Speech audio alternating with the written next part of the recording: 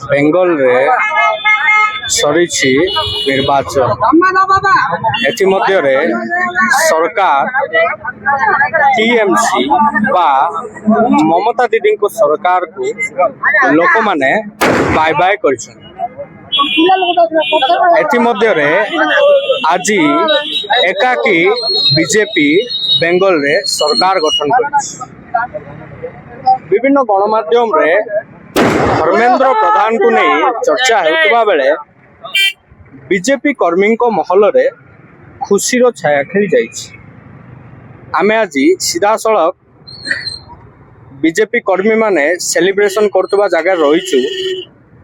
किछि कर्मी मानन कोटरु पचारि बुझिबा कौन कहउचंती केते खुशी अनुभव करूचंती कौन सतरे बेंगल रो लोक माने दुख कष्ट रे रहिथिले कि सीधा सड़क भाव आम पचारि बुझिबा किछि साधारण लोक एवं किछि बीजेपी कार्यकर्ता मानक ठारू परिचयटा।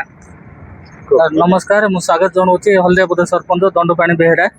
कौन कहबे आज बेंगल रे प्रथम करी सरकार आसी बीजेपी सरकार एकाकी गढ़ी बहुत खुशी कथा आज जे आमे समस्ते बीजेपी कर्मी माने खुशी अच्छु जेहेतु आज बहुत सीट रे आउ वेस्ट बंगाल रे आमर बीजेपी सरकार आसुँच आमे ग्राम पंचायतवासी आउ मो तरफ बीजेपी सरकार को बहुत बहुत धन्यवाद देवी जे एति परिमाण रे आमर सीट अच्छे आम आज सफल होइछु से मु पंचायतवासी को आउ समस्त कर्मी मान मु खुशी एटा करी आम गोटे संगठन करी अच्छु आउ आगामी दिन एटा लगी रहिबो मु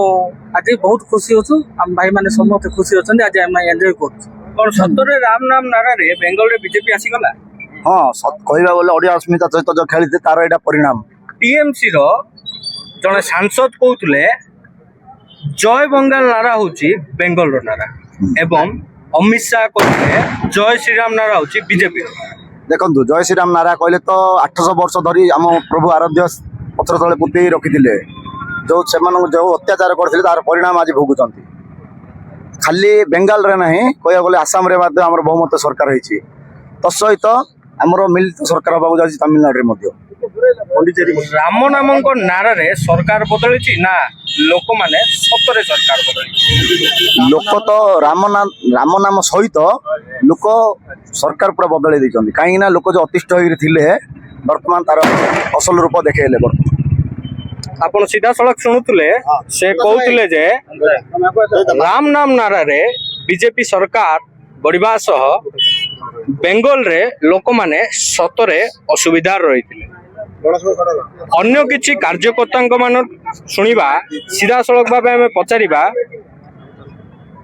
केते वर्षर सरकार को केमिति भांगिले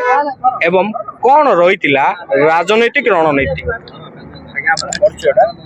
मु शक्ति केंद्र प्रमुख हल्दियापदर पंचायत कौन कहबे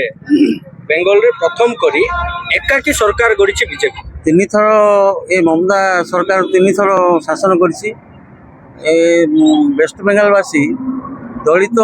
निर्यातित ओडिया माटीर पुओ धर्मेंद्र प्रधान को रणनीति कौन सतरे काम देला बेंगल। हाँ निश्चय काम देला यशस्वी प्रधानमंत्री नरेंद्र मोदी ये आमे सरकार गढ़ी आमे साधारणतः देखिथिलु ओडिशा रो विभिन्न विधायक पाखापाखि समस्त विधायक माने बेंगल रे जाई कसरत करथिले यार फल मिलिला कि यार फल निश्चय मिलिछि आ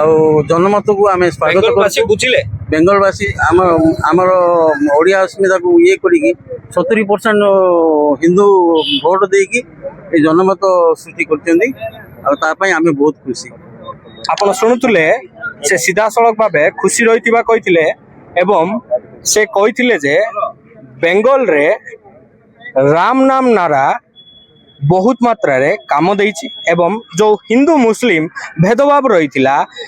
ताहा आज नष्ट बास ममता बानर्जी को स्ट्राटेजी एठारे काम देई नथिला। सीधा सड़क अन्य जनक मान शुणिबा कौन कहउचंती केते मात्रा रे से खुशी अनुभव करूचंती पचारि बुझिबा। मु राजेंद्र कुमार दास हल्दियापदर सप्रमुख केते खुशी होचंती। आज आम बहुत खुशी अच्छु जो कि आम कौन आम पूरा भारत पूरा खुशी अच्छु जे आमर वेस्टबेंगल आसला आसाम आसला पंडिचेरी आसला तेणु आम तामिलनाडु मध्य आम संगठन मिलित मिलित संगठन हम ओडिया तेणु आम माटीर पुओ अन्य राज्य रे जाई हाँ। विजय लाभ करछन आमर आमर जो धर्म प्रधान प्रभारी है जो आमर आगे एमपी गले तापर बिहार गले प्रभारी रहिले तापर एबे वेस्टबेंगल बंद प्रभारी रही बहुत वर्तमान ओडिसा रो गान सारा देश रे होछ हाँ जेहेतु आमर प्रधानमंत्री यशस्वी प्रधानमंत्री जो प्रचार होता से प्रचार रे समस्ते लेखा छिड़ी लागी लेखा पूरा छिड़गला जपरी आमर ओडिशा रे थिला जिंदी लेखा छिड़ला आमर ओडिशा रे छिड़ला सेपरी वेस्टबेंगल मधो लेखा छिड़गला से कहते जे बेंगल रे मध्य लेखा छिड़ी जाइछि एवं ओडिया पुअर